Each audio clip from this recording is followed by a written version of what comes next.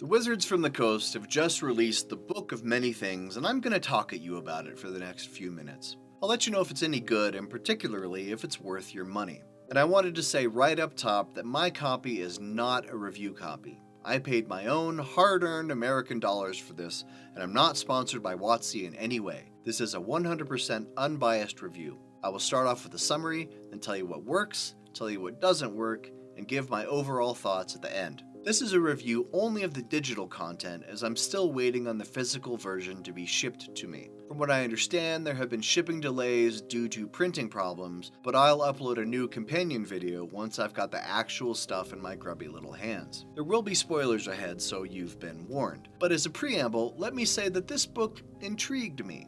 And it did so because unlike other WotC products like the new Planescape or Phandelver reboot, I couldn't predict what it would be about. I mean, obvi, it's about the deck, but I didn't know how they would fill a whole book about it.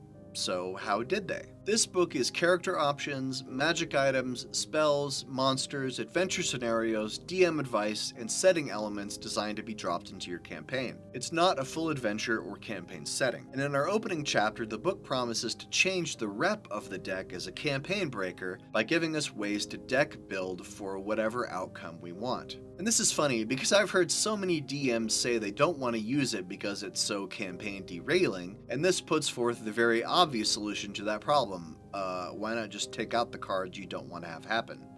Duh. The book has options to make a starter deck for low-level characters, a roleplay focused set, a lighthearted and fun set, and a deck of horrors version that only has bad stuff. And there's a separate magic item now called the Deck of Many More Things that has 44 new cards to supplement the original 22. Two-thirds of these expanded cards are beneficial or have whimsical effects, like the Campfire card, which gives you an immediate long rest effect, or Path, which gives you 10 permanent extra feet of movement speed. Also, there's the Deck of Wonder, which has less severe bonuses and penalties, which makes it perfect for lower level groups or instances where you don't want to possibly throw too big a wrench into your campaign. Decks and decks and decks, folks! This book also describes alternate cases for the deck, like using the cards as an NPC personality builder or as a way to improv upcoming moments in a session. There are tables for each of these. Also, there's a way to use them as heroic inspiration, so instead of just getting advantage on a roll, you can draw, and each card does something different, like the Gem card giving you an additional action for one turn, or the Sage card letting you use Help as a bonus action for one turn. Also, tables where each card is a different NPC or PC backstory trait to help you build characters. So say you pick the fighter class, and if you draw the throne card, you were a bodyguard to an important political figure in your past. Stuff like that. And there's what they call the journey spread, which is a way to build a campaign session by session. The DM or a player draws a card each day of game time for the day's challenge, and another card to draw for the day's reward. If you're naturally a low planning DM or sometimes find that life, say, got in the way and oops, didn't plan this week's session, but it starts in 5 minutes, that might be perfect for you. Next, a way to build the deck so it becomes a random encounter draw instead of rolling on a table. Then we have puzzles, traps, and riddles focused on ways of using and interpreting the deck. Here's an example riddle. I have teeth, yet I cannot bite. I have no blade, yet I'm worth more to most adventurers than any knife. Give up? It's a key. Get it? There's a card in the deck called the key. The traps come with art by Mike Schley, which outside of Che and Peku, Mike Schley is one of the best cartographers around. A large chunk of the book deals with how to implement these various card effects in play. Like when drawing the gem card that makes you filthy rich, it's how to dole out the money or create new hooks to ensure the party wants to keep adventuring because, hey, why not just retire and start spending money, right? Or how to use the rogue card. When you draw it, a new villain appears in the campaign. The book describes ways you can merge this into your existing campaign with villain motivation tables and a few stat blocks, or the knight card that gives you the service of a loyal warrior. The book has a stat block for a scalable deck defender summon creature made out of playing cards. That's kinda cool. We get new magic items, and some of these are quite good. They're themed, like Don John's Sundering Sphere, which gives you advantage against spells that would send you to a different plane against your will, such as Banishment. Or the Fabulous Gem that allows you to create counterfeit coins that last for an hour. That one could be fun. and the house of cards that makes a tiny hut kind of structure but formed out of giant playing cards. We get a new feat, the Cartomancer, that basically allows you to put a spell into a card you can then cast as a bonus action within 8 hours. Also, a couple of new backgrounds. I think they've included the feat and the backgrounds so they can sell this book to more players instead of just DMs. These backgrounds are based on having previously drawn either a good or bad card from the deck in your past, which could be a fun trait to roleplay in a character. Like, would this backstory make you gambling averse and wary of fate?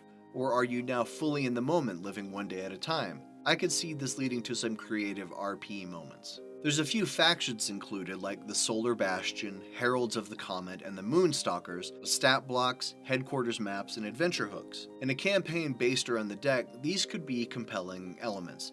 One could be a stop on a Spelljammer campaign, a way to gauge interest from the party in pursuing or incorporating the deck into a future adventure. Each one of these has a connection to the deck, so they could be foils or allies if your party is doing a deck-related quest. Along with these factions, we get adventure locations like observatories for various deck zodiac signs, which I didn't quite get that part in the book when I was doing my initial skim. Also, the Sealy market, a weird and generic Fae market that feels like something out of Wild Beyond the Witchlight. And I don't mean generic in a bad way here. It has a general feel, so you could drop it into most campaigns as a place for the party to encounter the deck, or just as a fun and odd excursion for a session. Fortune-telling, little magic item shops, stuff like that.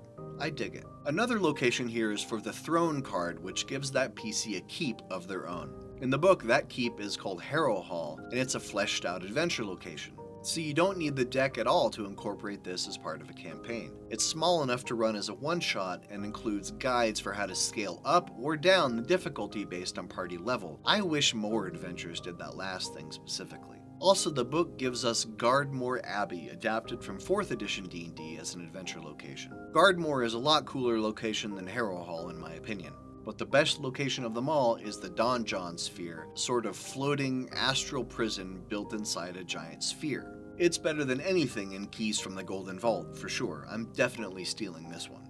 And now finally, I'll get to my actual review of the product. First, let's talk about what this book doesn't do well. The appeal of the Deck of Many Things is a niche market. That's what intrigued me so much about this book when they announced it way back in the olden days of spring 2023 at that pre-recorded event. Remember that? Maybe it was 2022, I think Jenny D was there. Well, the Deck of Many Things is still too niche. While this book gives you lots of advice on new ways to use the deck, it's still too reliant on using that one magic item as a jumping off point. Compare it to something like Fizban's Treasury of Dragons or Big B's Book About Them Giants. You can drop dragons or giants anywhere. Also, some of the magic items are just a basic iteration of this item lets you cast that spell once a day. Now let's talk about what this book does well. Honestly, the couple things I listed in the don't section are minor and my only complaints. The truth is, I like this book a lot. That's my unbiased, unsponsored opinion. This is a cool book. It gives lots of other uses for the deck instead of just drawing a card and wrecking your carefully constructed campaign framework. Before, you bought that deck and it sat in your DM bag gathering dust for weeks and months. Now it has lots of uses. You could bust it out every session of a campaign if you wanted. All the plug-and-play encounters, locations, and factions are good for DMs like me who aren't looking for full settings or adventures and just want creative things to drop into our own homebrew campaigns. Like, Fendelver and Below is a decent adventure, but I'm not gonna run it. At least not the whole thing. Best I'll do is strip it for parts. And so the nice thing about the Book of Many Things is that it's all spare parts, basically. It's a hodgepodge of lots of various things. So I think even if you're not planning to run a campaign based on the deck or even include it, there's still stuff here you can mine for useful elements in your campaign. For players, I doubt that one feat and a couple of backgrounds are enough to warrant a purchase, but I would recommend it for DMs. So is it worth your money? Yeah, I think so. I wish I had the physical copy and the cards in my hands for this video, but I don't. Look for another video reviewing those when I'm able. And until next time, this is GM Jim. Now go out there and tempt fate with a couple pulls from the deck.